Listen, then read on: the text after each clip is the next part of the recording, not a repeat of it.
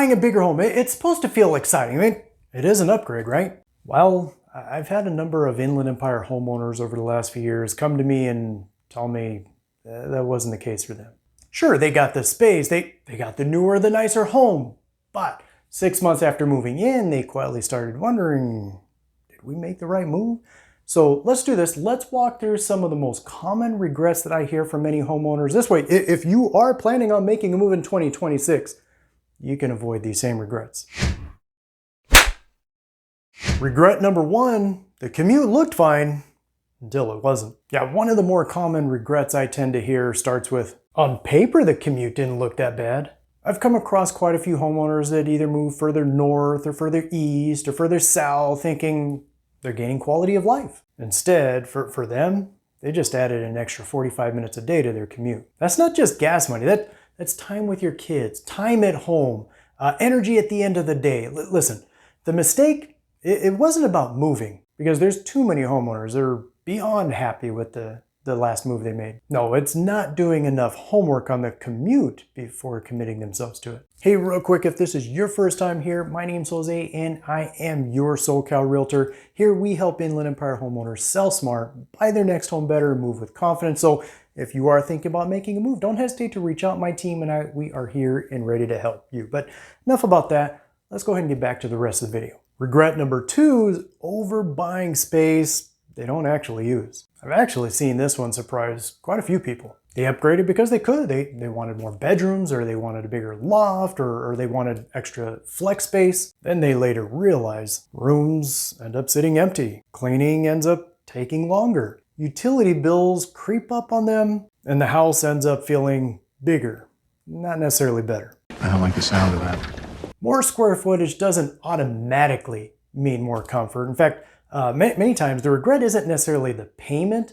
The regret is realizing that they paid for extra space that their lifestyle never even needed. Regret number three is HOA and Mello-Roos that didn't feel like a big deal until later. HOAs and Mello-Roos, they can be pretty easy to downplay when you're excited about the new home. I mean, it's just a few hundred more, right? Important to keep in mind, most new homes are in HOA, so you need to consider, will the rules start limiting how you live? And it is very possible for HOA dues to increase. And even though that Mello-Roos does have an expiration date, it can sometimes start to feel very permanent. Yes, there are many benefits or amenities that can come with HOAs or Mello-Roos, but this is definitely one of the regrets that may not always show up necessarily on day one, but if you're not prepared for it, it will show up and it will surprise you. I'm curious, if you are planning to make a move in the next year or two, what's the one thing that you're most concerned about getting wrong?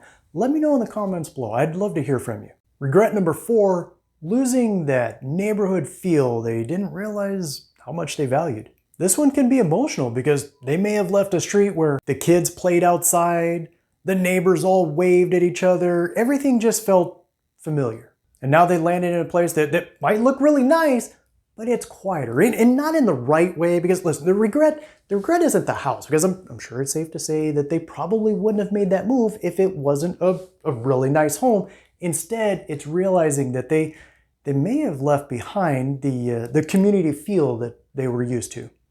Good morning! Oh, and in case I don't see you, good afternoon, good evening, and good night. Regret number five is choosing price over lifestyle. This one is subtle, but huge. This is when they picked a city because the house was bigger for the money, or the taxes were lower, or just the deal looked better. Don't get me wrong, yeah, obviously affordability is very important. It's just that it's not the only thing that should be involved here, because listen, this is going to be where you raise your family, where you shop, where you eat, where you spend your weekends, just where you spend your life from day to day. I have met homeowners that made a move and saved money by making that move, but spent years trying to adjust to a lifestyle that just never quite fit. Regret number six is not thinking 3 to 5 years ahead. Of every regret on this list, this one definitely has to be the quietest regret and the most common. Now, when they made their move, they planned for today, the right now. They planned based on their current job. They planned based on their kids' current ages. They planned based on their current schedule. But life changed. Communities might have shifted, the kids grew up, maybe work went remote, and suddenly the home that was so perfect when you moved in doesn't work as well anymore. Again, the regret isn't necessarily the decision to move. The regret is not future-proofing the move. And not saying that you have to try to look 20 years down the road. I mean, that'd be kind of crazy.